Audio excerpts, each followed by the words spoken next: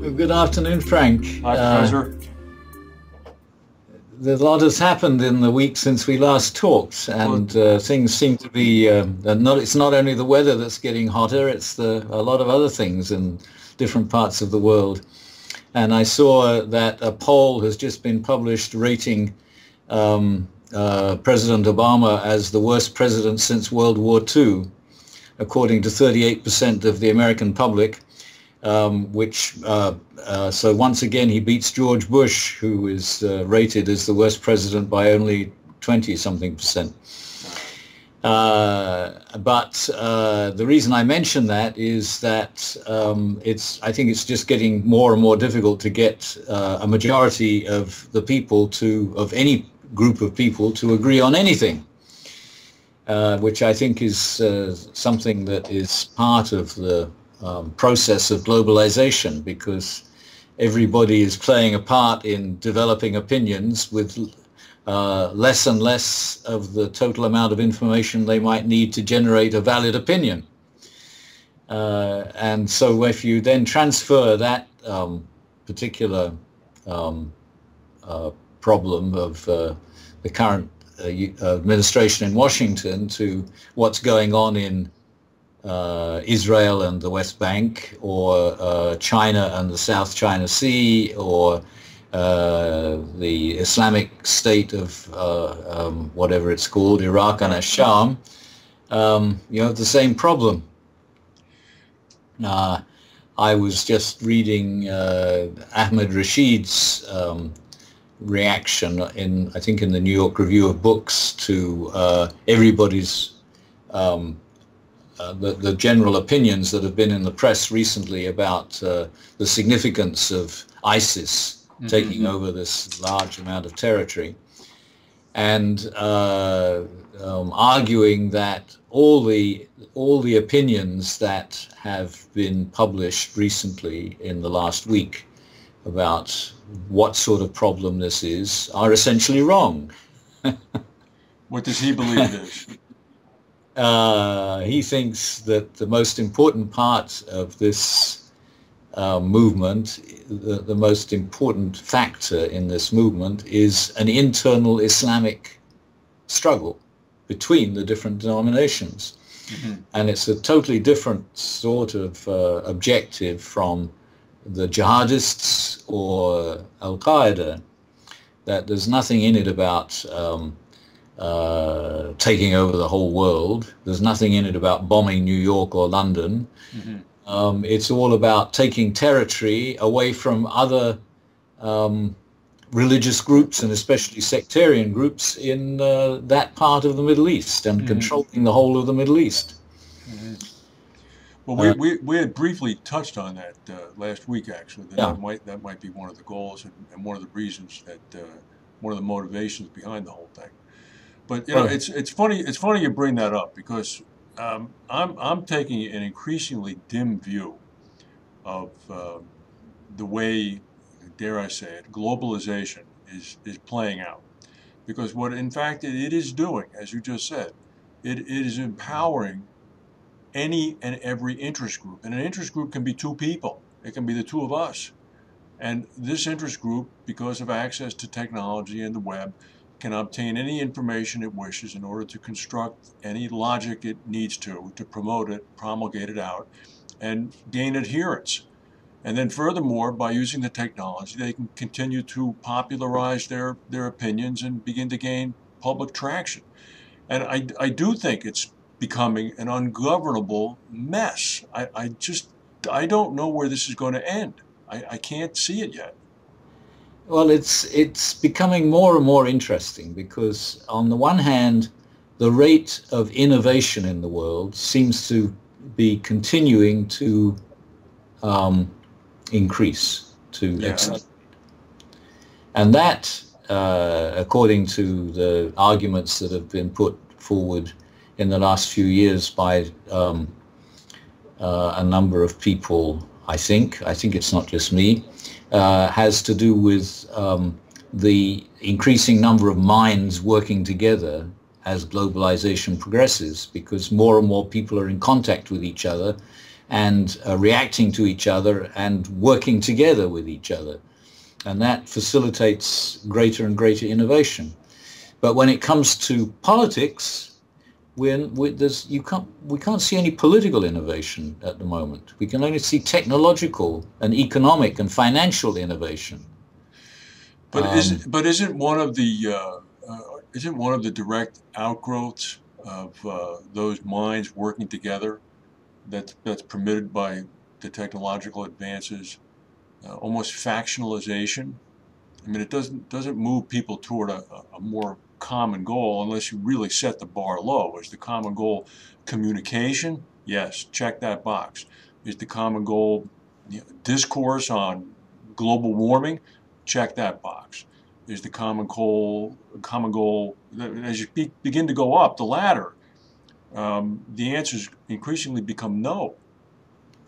Well, I think probably what goes on in the collective learning and innovation process is groups of people working together. They work together for short periods of time. Mm-hmm. Whereas the political world up to the present has depended on people being content with the same system for relatively long periods of time. Yes, yes. And I wonder whether this is a factor. The innovation means working together for a particular short-term project without without one person dominating others or telling others what to do to any great extent. Mm-hmm. Politics is a very different sort of process. So I think that as our technological capabilities continue to develop, and I have to say that I think that will include our increasing ability to deal with problems of environmental change.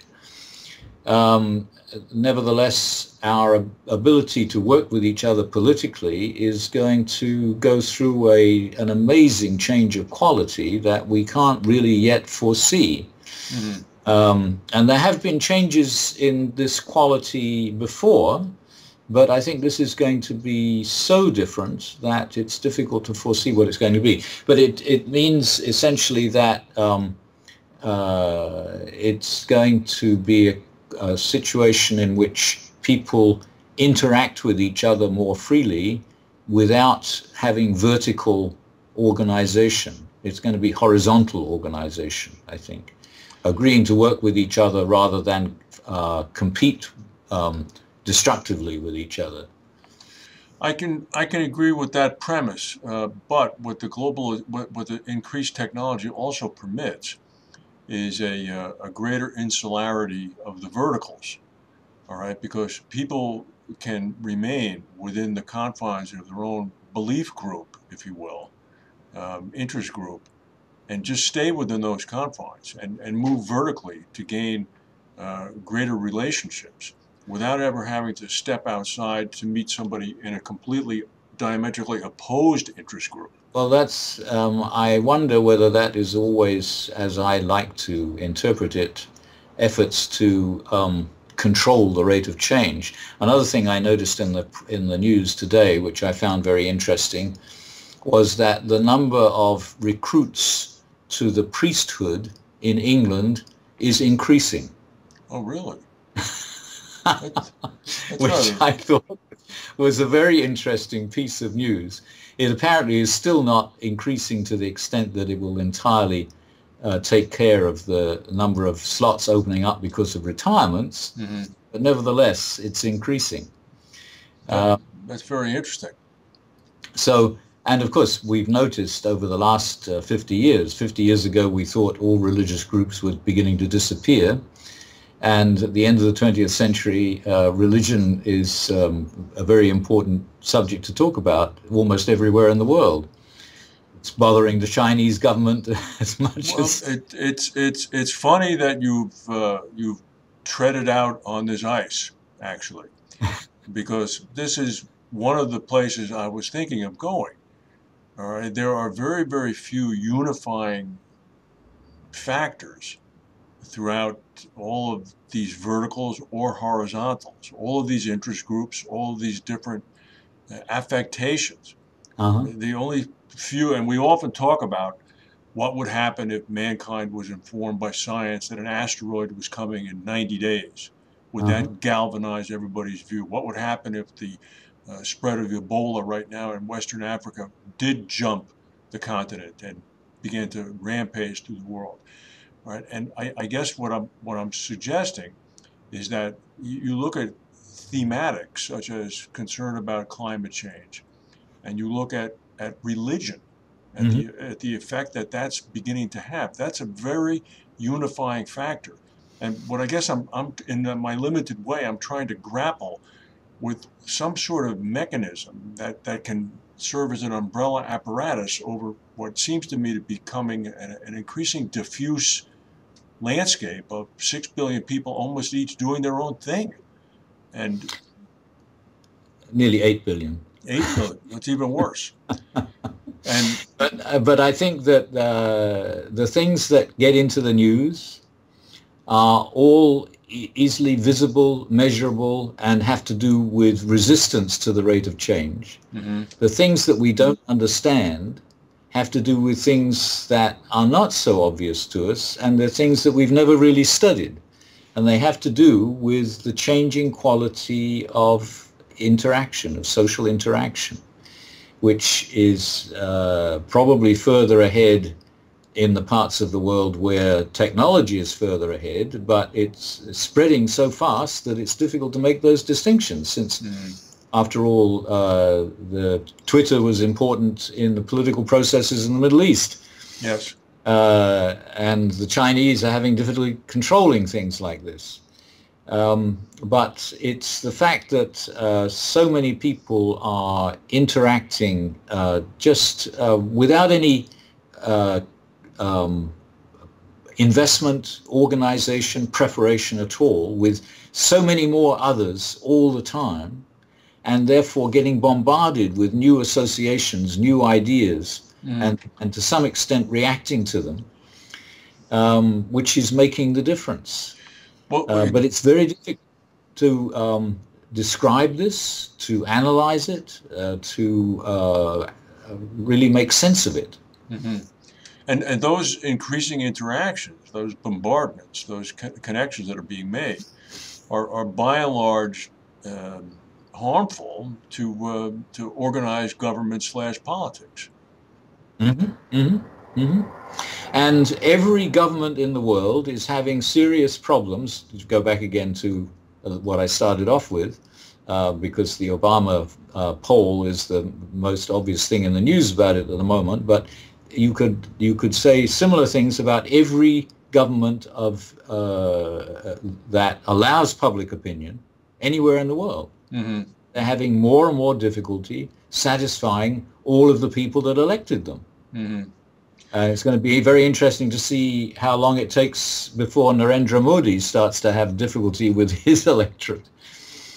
I agree with that. And I guess from the perspective that I have as a citizen of the United States, arguably the most stable democracy, I am at the point now where I can see a little distance into the future and begin to quizzically wonder whether or not the government, the way we know it, is going to be in place in 100 years. I'm not so sure it will be. Well, because if you continue to be rooted in a document that was written 200 years ago, I can't imagine how that's going to continue to be a model for the rest of the 21st century. Because of the amount of change that's happening. And that's what I think is the strength of the only country I'm aware of that manages to govern itself democratically without a constitution, so that it can change things all the time. And I think that's going to have to be, that principle is going to have to be adopted more widely. Are you going to reveal the name of that country? No. It's it would cause too much trouble. You're going to say what you just said and not reveal the name of that country? Well, I assume everybody knows that England, which began the idea of liberalism began in England, but it never wrote a constitution. And there are some strange people in England now who think that it ought to have a constitution, even though they can see the difficulties that other countries have that are rooted in constitutions. Well, as an attorney, I would have to respectfully submit to you that any discussion about throwing out the U.S. Constitution would be a very big event. And if 100 years from now I could see that had happened, I'd be very impressed. I mean, that's a huge rate of change. Well, I mean, the reason that I think it's going to become more and more of a problem is that to get 50 states to agree on a change in the Constitution is going to become more and more difficult in the current situation where people don't agree anymore. No, I agree with you. I agree with you. And now women, you have to satisfy women as well as men. It makes it even more difficult. This, I think, goes to my whole point. I mean, there's going to be a radical revision to the way governments operate 100 years from now, which is not that far away in the time frame of history. No, I think that sometime before the end of this century, we're going to see either a way of changing the text of what Muhammad wrote 1,500 years ago, or what those other people here wrote 200 years ago. Because you can't continue to run a globalizing society in the same terms as were effective at a previous stage of social change. Well, I think we just stumbled upon our headline. So, all right. Well, good. Thank you very much, Professor. A pleasure as always. We'll talk to you soon. Bye. Bye.